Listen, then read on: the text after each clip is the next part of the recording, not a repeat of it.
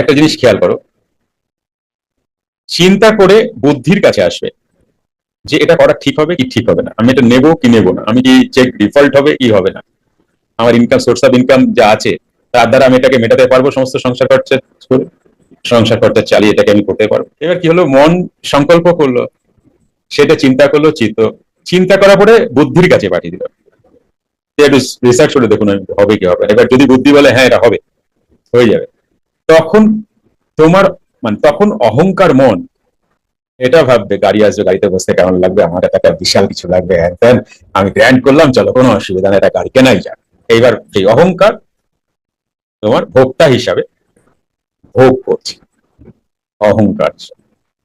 কথাটা কি বোঝা গেল? আমি তো সরল করেই বললাম।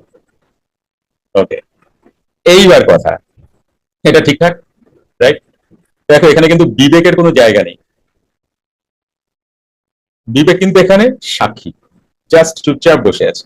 যুক্ত ক্রিয়াযোগ, সুষুম্না অন্তর্মুখী প্রাণায়াম, সম্ভাবী মহামুদ্রা, কপালভাতি শিখতে চাইছেন? প্রতি সপ্তাহে মঙ্গল, বুধ ও বৃহস্পতিবার রাত 8টা থেকে 9টা অবধি জুম অনলাইনে নিজের বাড়ি বসেই শিখতে পারবেন। যোগাযোগ জ্ঞানী গুরু কমিউনিটি, ফোন নাম্বার 9903680146।